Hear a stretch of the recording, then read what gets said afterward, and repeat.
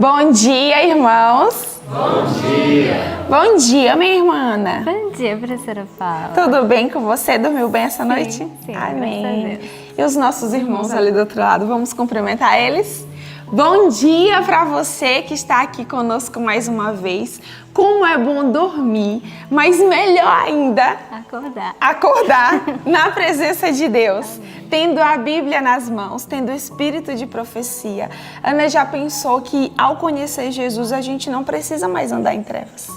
Precisamos continuar na luz e Deus nos dá luz para isso.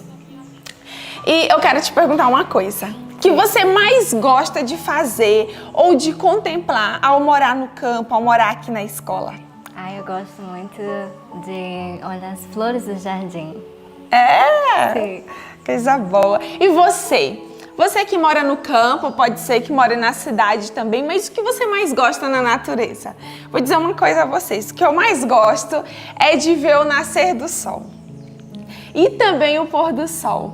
Eu sinto Deus assim tão perto, não sei, para mim é uma coisa que muda os meus pensamentos. E aí, Ana, eu vi uma coisa tão linda sobre o nascer do sol e eu trouxe para nós lermos juntas aqui para os nossos irmãos na igreja e para os nossos irmãos ali do outro lado. Está lá na meditação, eu esqueci de novo. Maravilhosa. Está lá na meditação A Maravilhosa Graça de Deus, no dia 19 de outubro. Se você tiver a oportunidade, pesquise depois. Diz assim, Aninha: já vistes o nascer do sol e os efeitos do gradual alvorecer do dia? O trem saiu sozinho. Diz assim, Ana, a meditação: já vistes o nascer do sol e os efeitos do gradual alvorecer do dia sobre terra e céu? Pouco a pouco aumenta a claridade, até aparecer o sol. Então a luz se torna constantemente mais forte e mais clara, até atingir a glória plena do meio-dia.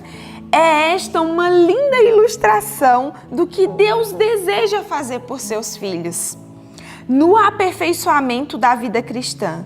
Ao andarmos dia a dia na luz que nos manda, em voluntária obediência a todos os seus reclamos, nossa experiência cresce e alarga-se até alcançarmos a estatura completa de homens e mulheres em Cristo Jesus. Amém? Então, assim como o sol vai começando ali, né? Não tão claro, mas vai aumentando aquele brilho. Deus deseja fazer na tua vida, na minha vida, nas nossas vidas e na sua vida também. Provocar um grande crescimento. Que você atinja a altura de homem e mulher em Cristo Jesus. E uma das coisas para nós conseguirmos isso é? Oração. As mulheres de oração e os homens de oração são mulheres e homens de poder, não é isso? Vamos orar então?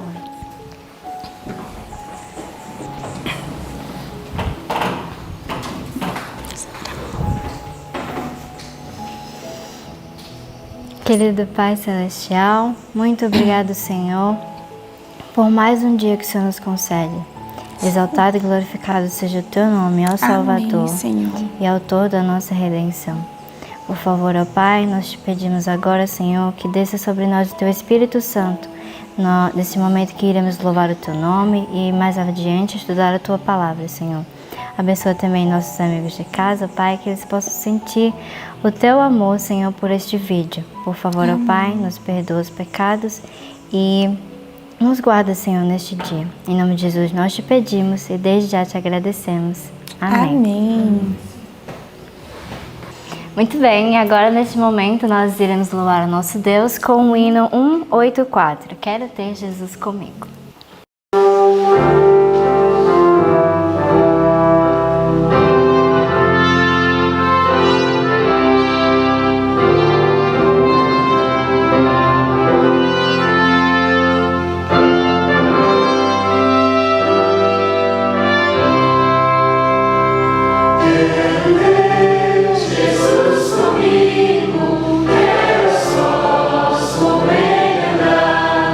Quero ver seu lindo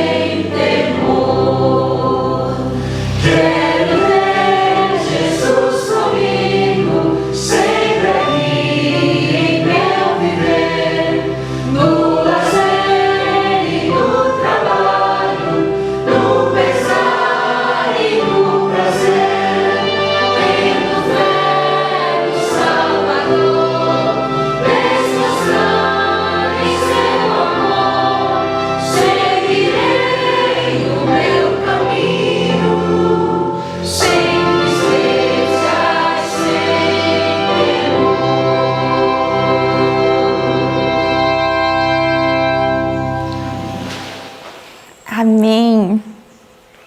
Ana, você já é uma missionária? Você se sente missionária? Sim. Mas como que começou esse desejo? Foi quando lá em casa a gente começou a estudar as profecias. A gente começou a estudar o ano bíblico e também o grande conflito e despertou o desejo no meu coração. Eu fui lá no site e me inscrevi. Então vamos falar pro pessoal de casa. Quem sabe tem a gente estudando profecias. Ou quem sabe seja só com os nossos vídeos aqui você tem estudado, você tem sentido assim, que vontade de ser missionário, que vontade. Então nós vamos te dizer o que você tem que fazer. Eu vejo que às vezes as pessoas comentam lá embaixo no vídeo, eu quero ser missionário, como a gente faz? Vai lá no site maisaribeiro.com, não é, Ana? Tem um formulário lá. Sim. E aí você preencheu tudo certinho. Sim. Então você preencha também. Eu também preenchi, eu tô perguntando a Ana, mas eu fiz a mesma coisa. Esse é o processo para você se tornar um aluno, passar por toda a seleção. E não fique com essa vontade aí guardada. Eu sei que tem muitas pessoas que assistem e têm esse desejo na alma, mas ainda não tomaram a decisão. Então, neste dia, nós queremos dizer, o Senhor quer fazer a tua luz brilhar ainda mais.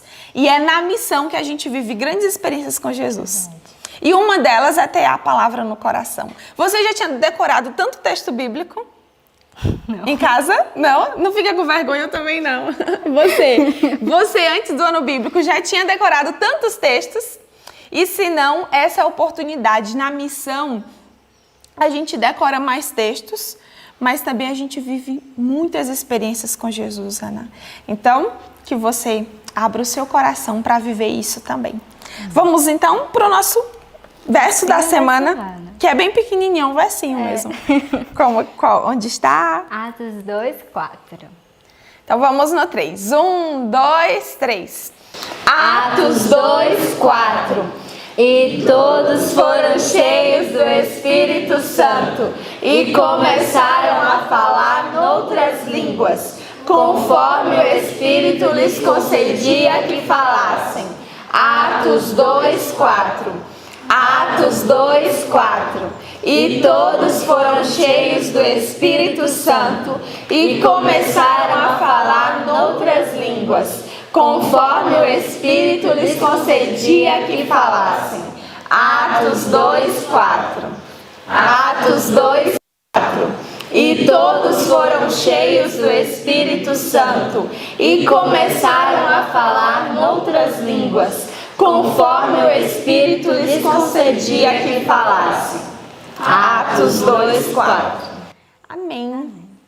O nosso desejo é que a sua vida seja cheia do Espírito Santo neste dia. Nós vamos para o estudo, né?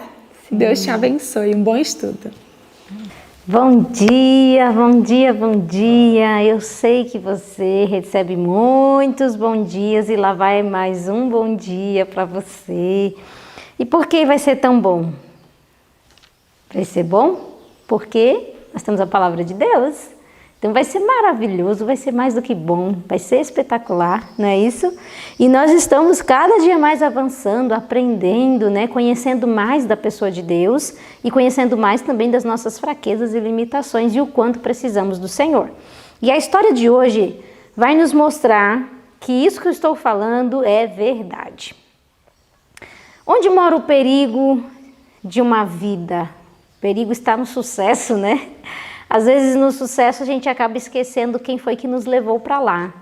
E nós vamos estudar a história de quem? De um grande homem, né, que viveu neste mundo, que viveu neste planeta, o Salomão. Pensa em alguém tão rico como Salomão e alguém tão sábio como Salomão, mas pensa quão profundo desceu Salomão.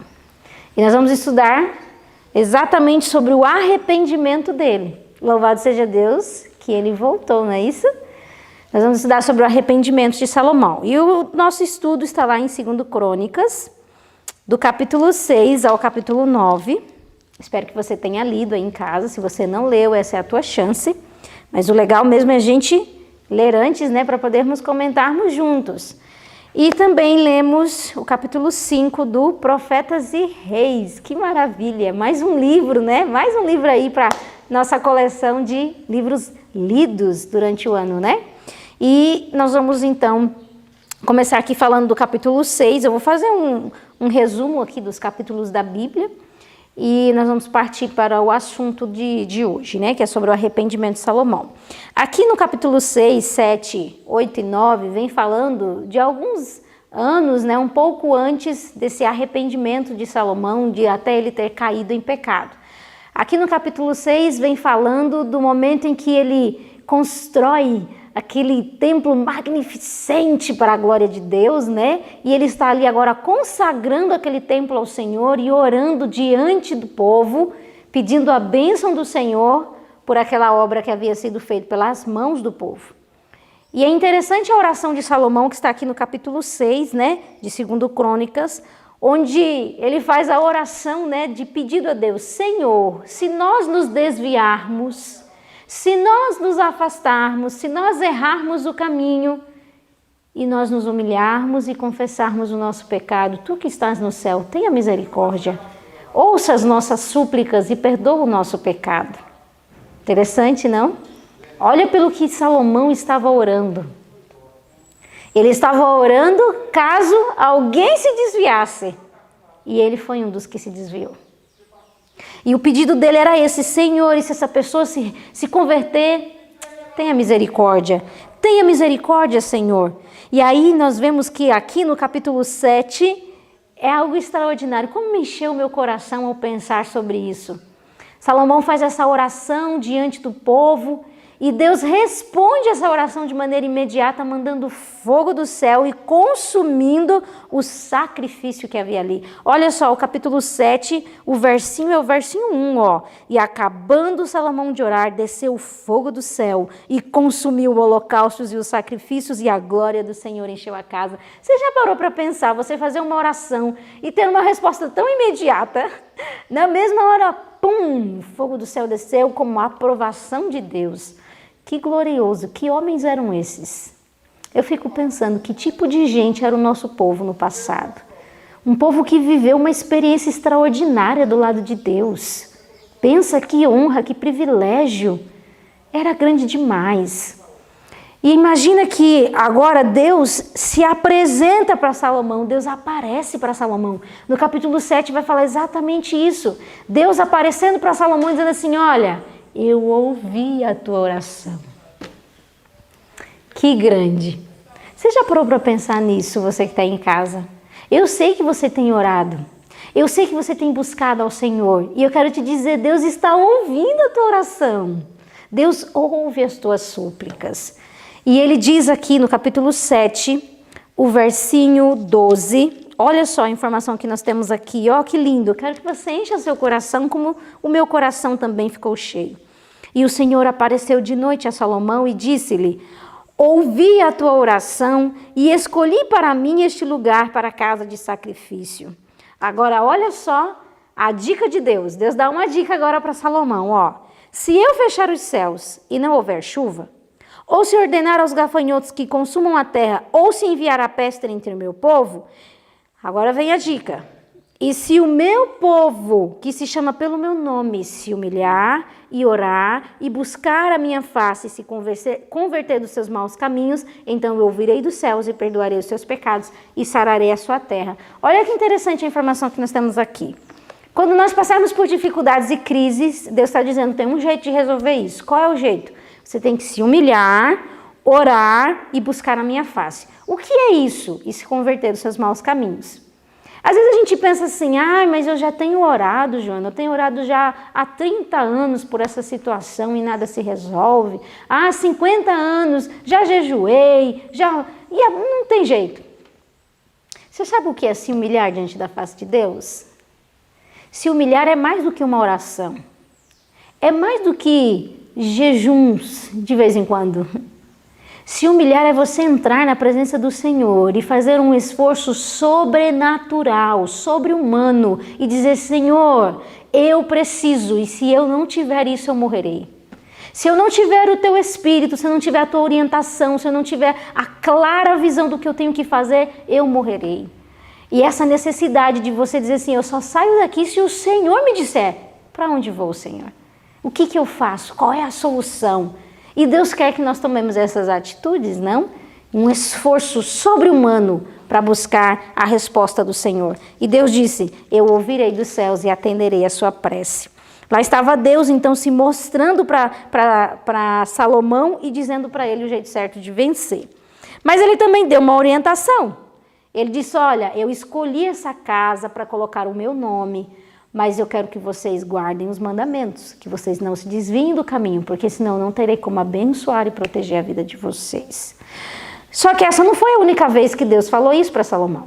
Deus já tinha aparecido para Salomão uma vez, lá no início da história de Salomão.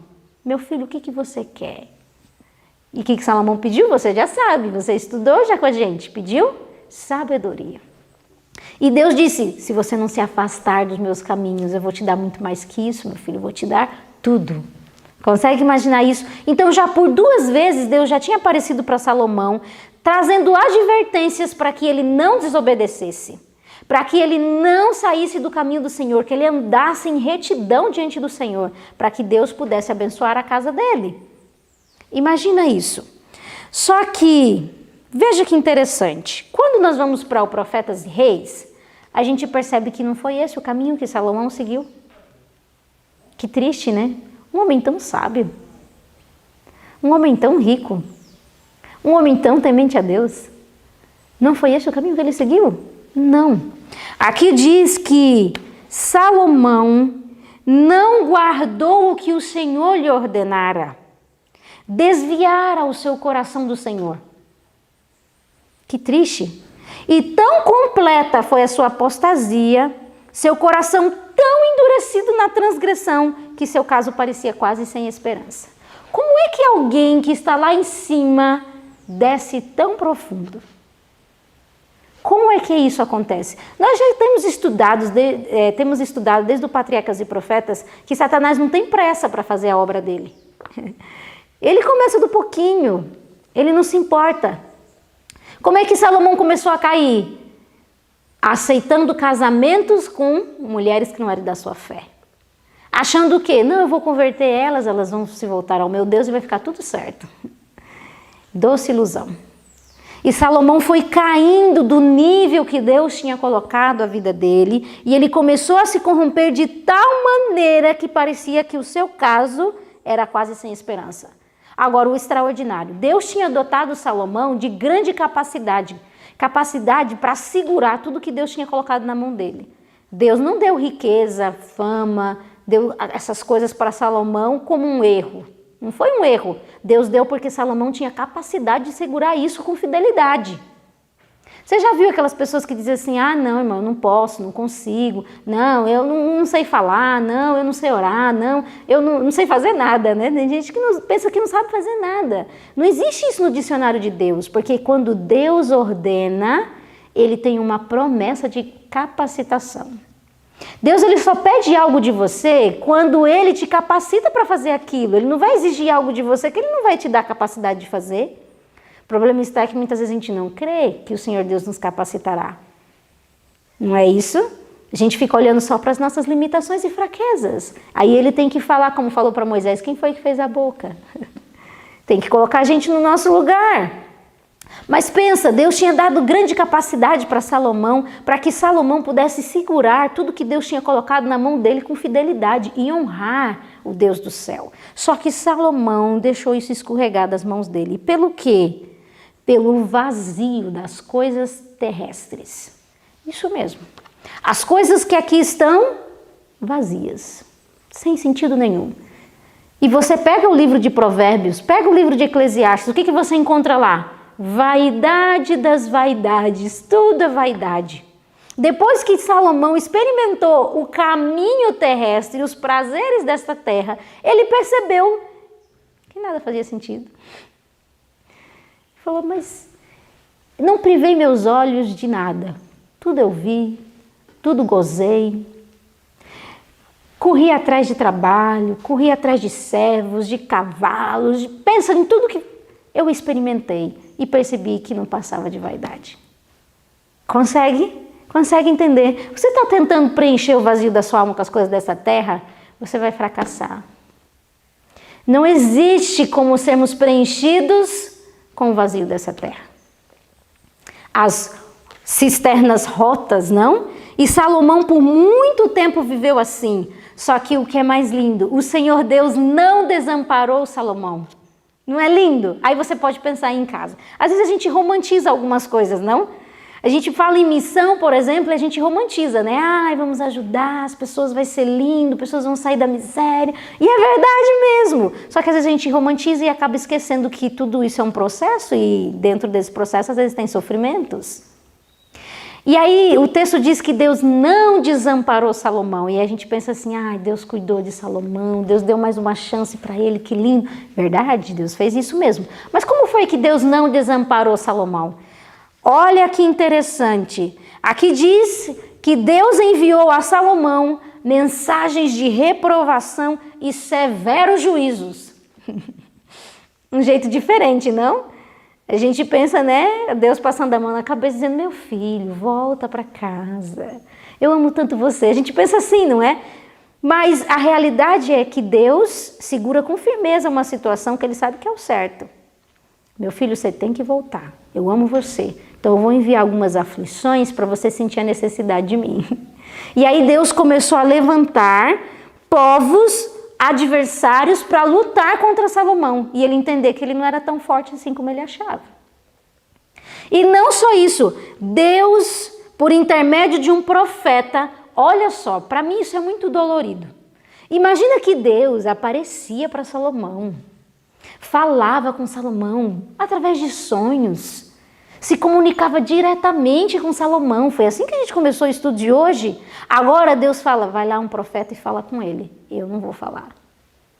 Deus, por intermédio de um profeta, falou para Salomão o seguinte, ó, Deus vai tirar o reino da tua mão e vai rasgar esse reino. Deus tinha prometido que sempre haveria um sucessor do teu trono, mas agora esse reino vai ser dividido. Não vai ser feito no teu tempo, por misericórdia e amor a Davi, mas será feito no tempo do teu filho, o reino será rasgado. Diz que Salomão tomou um susto com aquela informação e começou a fazer aquilo que o sofrimento, a disciplina do sofrimento causaria nele, uma obra de purificação.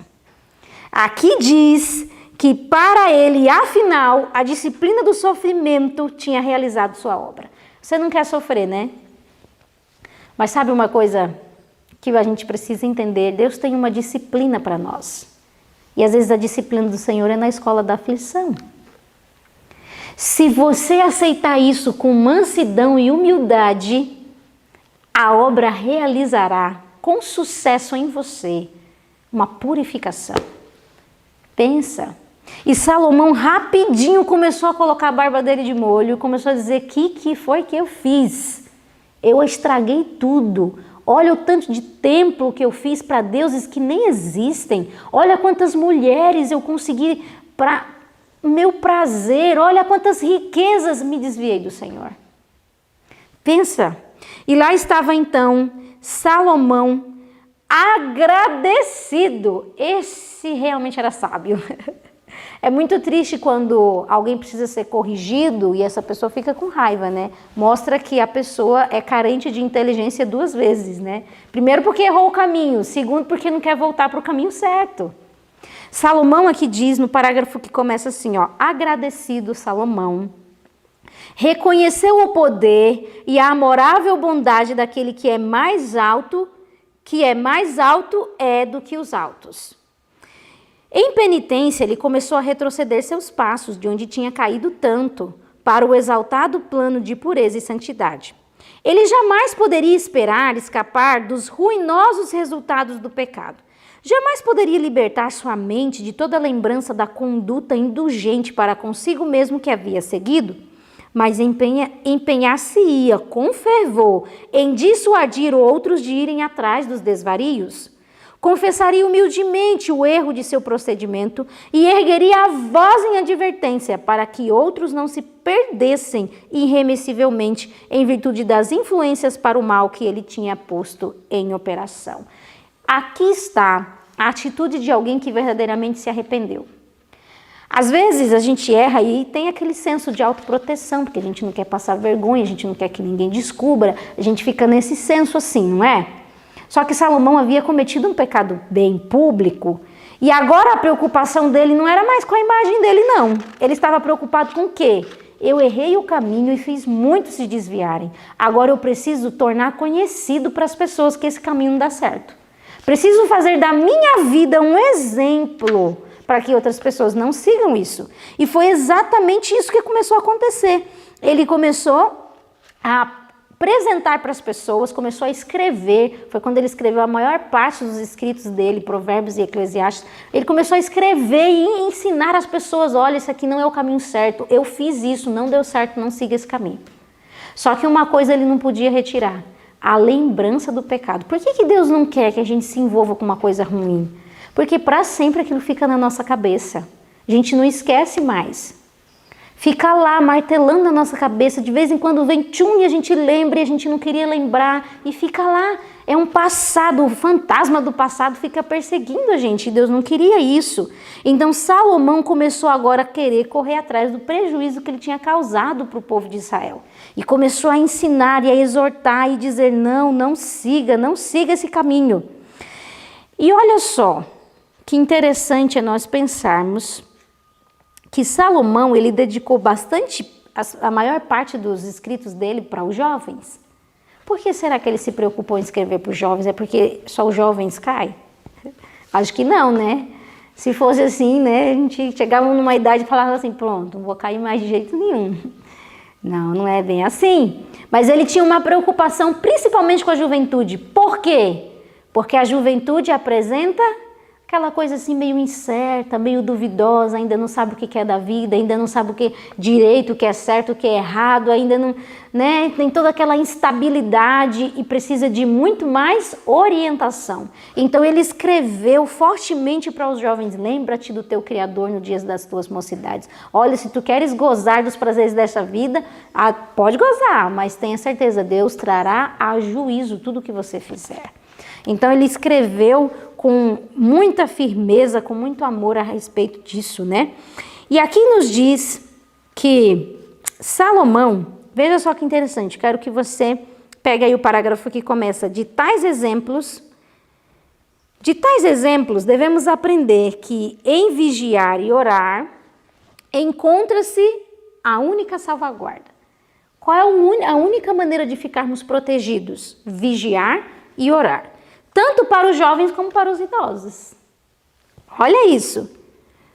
Não repousa a segurança em posições exaltadas e em grandes privilégios. Você sabe, né? Não é porque é um pastor, um ancião, uma cantora, um cantor, seja lá quem for. Não é só porque é um pregador da palavra que está isento de cair. Todos nós podemos cair. Todos nós podemos chegar a uma situação ruim.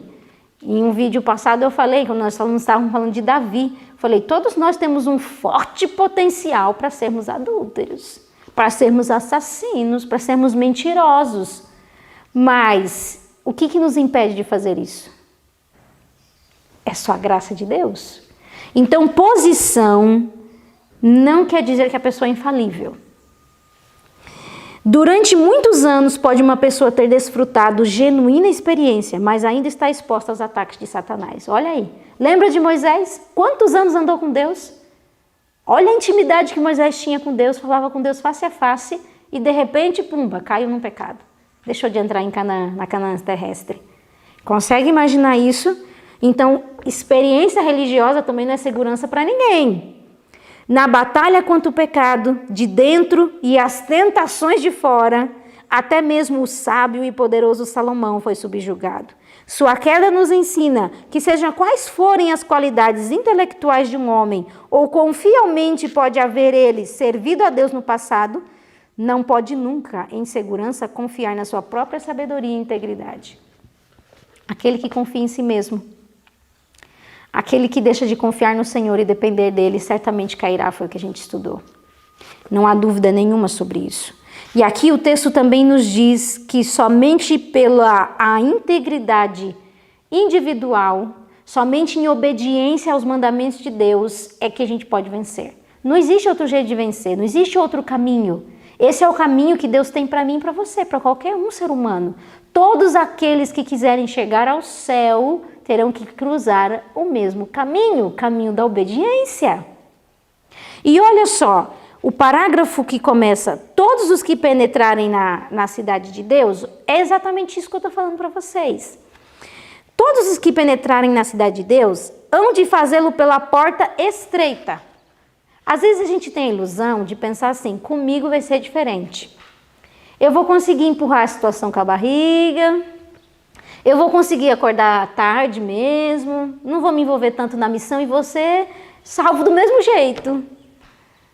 Olha, se você quiser correr o risco, porque a palavra de Deus nos diz que a porta é estreita, por angustiantes esforços, pois não entrará nela coisa alguma que contamine.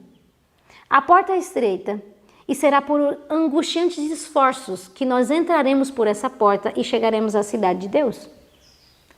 Todos nós temos que travar lutas sérias contra as misérias que há dentro do nosso coração. E se não travarmos essas batalhas, não pensa que Deus tem um atalho para você. Ele tem um único caminho. E é esse, o caminho do esforço, da batalha, da luta espiritual com o Senhor. Mas ninguém que tenha caído deva se desesperar. Olha que lindo. Deus sempre traz esperança ao nosso coração. Homens encanecidos, uma vez honrados por Deus, podem ter envelhecido suas almas, sacrificando a virtude no altar da luxúria, mas se arrependerem, abandonarem o pecado e voltarem-se para Deus, há ainda esperança para eles. Olha para a história de Salomão, Deus não o desamparou e não o rejeitou, pelo contrário, Deus o chamou de volta e falou, filho, volta para mim. E Deus deu esperança ao coração de Salomão e você também tem esperança. Deus também tem esperança para dar a ti. E aqui continua dizendo, aquele que declara ser fiel até a morte e dar-te-ei a coroa da vida, faz também o convite, deixe o ímpio o seu caminho, o homem maligno os seus pensamentos e se converta ao Senhor, que se compadecerá dele, para o nosso Deus, porque grandioso é em perdoar. Deus odeia o pecado, mas ama o pecador. Que lindo, né? Que glorioso. Eu sararei a sua perversão, ele declara, eu voluntariamente os amarei. Essa é a mensagem de Deus para o teu coração. Se você está angustiado por causa de algum pecado, se você está angustiado porque a sua vida espiritual não está do jeito que você queria estar mais perto de Deus, você tem cometido coisas que te afastam de Deus, Deus está dizendo para você, deixe o seu caminho mau e se aproxime de mim, porque eu tenho perdão para te dar, eu tenho graça para te oferecer. Que glorioso é pensar nisso. Agora, é certo que Deus tem perdão? Sim. É certo que podemos voltar do caminho errado? Sim, mas não temos como consertar as consequências dos nossos erros. Salomão, por mais que ele tenha exortado, que ele tenha falado, escrito, dado seu testemunho, muitas pessoas que seguiram o exemplo de Salomão nunca mais conseguiram voltar. Se apostataram para sempre e eles não estarão na eternidade. Consegue entender a seriedade do que é você influenciar alguém para o bem ou para o mal? Ele escreveu em Eclesiastes 9:18 que um só pecador destrói muitos bens. Ele sabia do que ele estava falando. Um só pecador destrói muitos bens. Que miséria, que triste. E aqui diz, entre as muitas lições ensinadas pela vida de Salomão, nenhuma é mais fortemente salientada que o poder da influência para o bem ou para o mal. Não tem jeito, todos nós estamos influenciando alguém. Todos nós temos uma esfera de ação de influência. Restrita como possa ser nossa esfera de ação, ainda exercemos uma influência para bem-estar ou aflição. Além de nosso conhecimento ou controle, ela atua sobre outros na forma de bênção ou maldição. Existe uma coisa que a gente controla e existe uma outra coisa que não está muito no nosso controle. O que é? Pode estar carregada com uma melancolia do descontentamento e egoísmo, ou envenenada com a infecção mortal de algum pecado acariciado. Ou pode estar saturada com o vivificante poder da fé, coragem e esperança e dulcificada com a graça do amor, mas ela será poderosa, sem dúvida, para o bem ou para o mal. Você já sentiu isso na sua vida? Às vezes você chega num lugar ou alguma pessoa chega e você fala, nossa, que pessoa mais carregada, né? A pessoa traz em si uma atmosfera ruim, você fica mal e você fala, ai, essa pessoa tem alguma coisa que não tá dando certo. Você carrega dentro de você sentimentos, pensamentos, vontades, desejos, pecados, vitórias. E quando você carrega isso com você, as pessoas que estão convivendo com você sentem isso. Elas sentem isso, elas são afetadas de maneira inconsciente pela atmosfera que te rodeia. Pensa nisso. Você pode controlar palavras, você pode controlar atitudes, mas a influência da sua atmosfera só se você se converter. Porque às vezes a gente pensa, eu estou pecando, mas é eu que estou pecando sozinho, não estou influenciando ninguém, esse pecado é só meu. Mas ela diz aqui que a nossa atmosfera pode estar infectada por um pecado mortal e as pessoas ao redor sentem isso. Você consegue entender que tamanho que tem a nossa influência? Que tamanho tem a nossa influência? Que nossa influência seja um cheiro de morte para a morte é um pensamento pavoroso, mas possível. Uma alma transviada com a perda da eterna bem-aventurança, quem pode avaliar o dano? Você consegue imaginar? E, no entanto, um ato imprudente, uma palavra irrefletida de nossa parte, pode exercer tão profunda influência na vida de outro que se provará a ruína de sua alma. Uma mancha no caráter pode afastar de Cristo a muitos. E o último parágrafo desse livro nos diz: assim como a semente plantada produz uma colheita quando esta é semeada, a colheita final é multiplicada. Você coloca um grãozinho, mas quando você vai colher, é um monte, né? Multiplicou. Em nossa relação com outros, esta lei prova-se verdadeira? Cada ação, cada palavra é uma semente que dará fruto. Você tem cuidado das palavras que você fala? Você tem cuidado das suas ações? Você pensa no que aquilo vai gerar no outro ou para o reino de Deus? Que influência você tem exercido?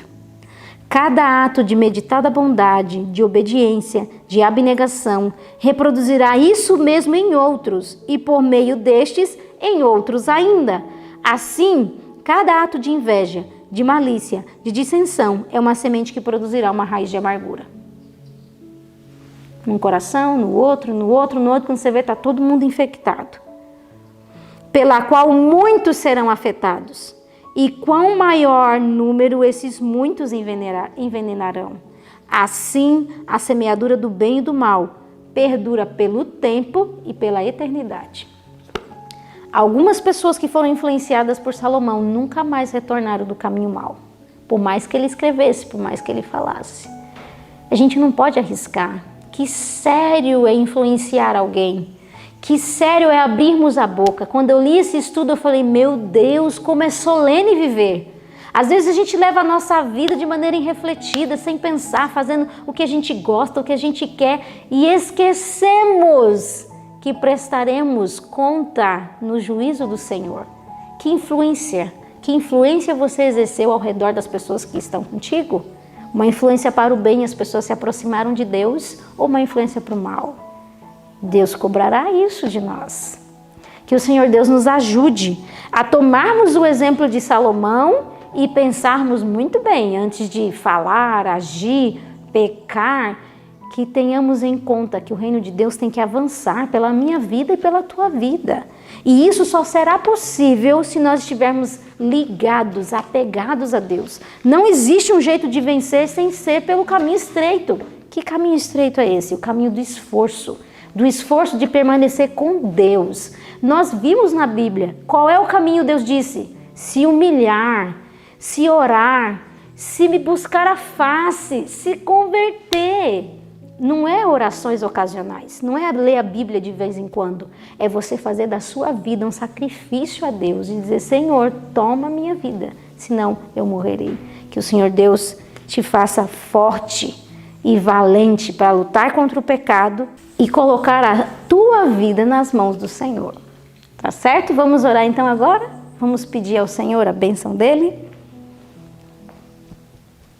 Querido Deus e bom Pai, nós queremos agradecer porque o Senhor nos dá a oportunidade de estudar a Tua Palavra e nos dá o privilégio de percebermos qual é o caminho errado e seguirmos pelo caminho certo.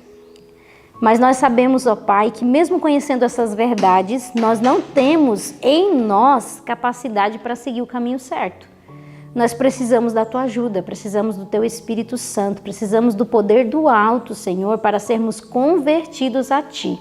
Ajuda-nos a entrarmos nessa posição que foi escrito na Tua Palavra, de busca, de humilhação, de oração, de conversão. Que o Senhor faça essa obra em nossos corações e também faça essa obra nos nossos irmãos em casa. Em nome de Jesus, amém.